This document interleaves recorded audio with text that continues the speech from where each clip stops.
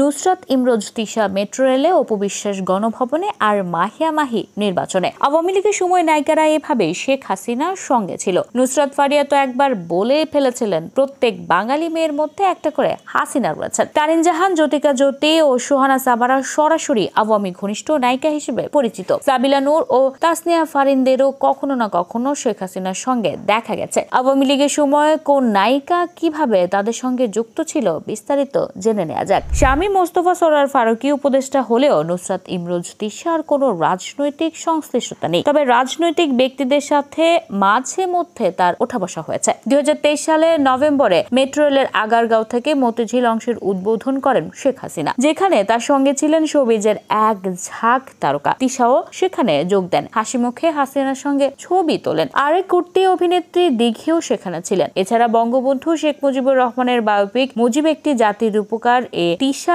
ছিলেন অন্যতম প্রধান চরিত্র। ছবিটিতে তিনি বেগম ফজিলাতুন্নেসা মুজিব তথা রেনু চরিত্রে অভিনয় করেছেন। এই চরিত্র করতে পেরে তিশা নিজেকে তখন সৌভাগ্যবান মনে করেছিলেন। মাহিয়া মাহি ছিলেন আরো এক ধাপ এগিয়ে। বঙ্গবন্ধুর আদর্শে উদ্বুদ্ধ হয়ে তিনি আওয়ামী লীগের রাজনীতিতে যোগ দিয়েছিলেন। আওয়ামী লীগের সাবেক মন্ত্রী মুরাদ হাসানের সঙ্গে তার সম্পর্ক নিয়ে অনেক জল ঘোলা হয়েছে। তবে মাহি নির্বাচন করতে চেয়েও আওয়ামী লীগের নমিনেশন পাননি। সফল না হলেও বিভিন্ন সভা সমাবেশে সক্রিয় থেকে বিএনপি বিরোধী বক্তব্য দিয়েছিলেন তিনি। কট্টর আওয়ামী মতাদর্শে বিশ্বাসী অভিনেত্রীদের একজন তারিন জাহান। আওয়ামী লীগের যে কোনো অনুষ্ঠানে ডাক পড়ত এই অভিনেত্রীর। এমনকি খুব অল্প সময়ে মন্ত্রী এমপিদের হাত ঘুরে তারিন চলে আসেন শেখ হাসিনার নজরে। তবে এমপি হওয়ার খায়েশ তার পূরণ হয়নি। তারিনের মতোই আওয়ামী ঘনিষ্ঠ আরেক অভিনেত্রী সোহানা সাবা। 2024 সালে জুলাই আগস্টের আন্দোলনে ছাত্রদের বিপক্ষে অবস্থান করা আলো আসবে গ্রুপে তিনি সক্রিয় ছিলেন। সাধারণ জনগণের বিরুদ্ধে অবস্থান নিয়ে সমালোচিত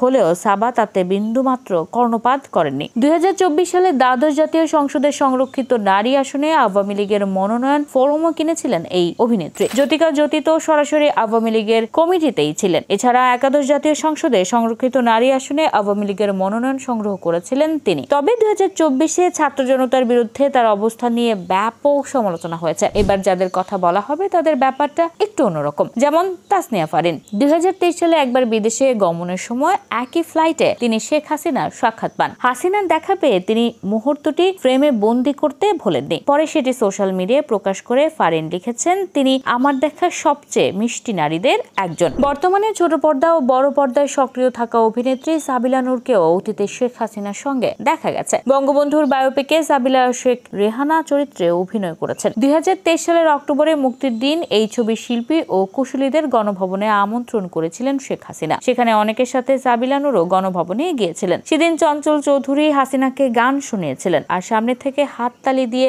বিষয়টি উপভোগ করছিলেন সাবিলা। গণভবনে হাসিনার সঙ্গে সাক্ষাৎ করতে যাওয়া আরেক অভিনেত্রী হলেন অপু বিশ্বাস। ঘটনাটি 2019 সালের। সে বছর 8 জানুয়ারি হাসিনার চায়ের দাওয়াত পেয়ে সমবেত হয়েছিলেন শোবিজ তারকারা। সেখানে অপু বিশ্বাস ছিলেন হাসিনার সাথে। তিনি ফটো সেশনে অংশ নিয়েছিলেন। এর আগে 2018 সালে গুঞ্জন উঠেছিল অপু বিশ্বাস আওয়ামী লীগের মনোনয়নে নির্বাচন করবেন, তবে সেটা আর হয়নি। অবশ্য নৌকার ভোট চাইতে তাকে সরব দেখা গিয়েছিল। কেউ কেউ তো বিপদ থেকে বাঁচতেই হাসিনা শরণাপন্ন হয়েছিলেন। এই যেমন পরিমণি। 2021 সালে 4 আগস্ট নিজ বাসা থেকে পরিমণিকে গ্রেফতার করেছিল র্যাব। গ্রেফতারের দিনও লাইভে গিয়ে শেখ হাসিনাকে মা বলে সম্বোধন করেছেন পরি। এভাবেই নায়িকারা আওয়ামী লীগ ও শেখ হাসিনার তোষামোদী করেছিলেন।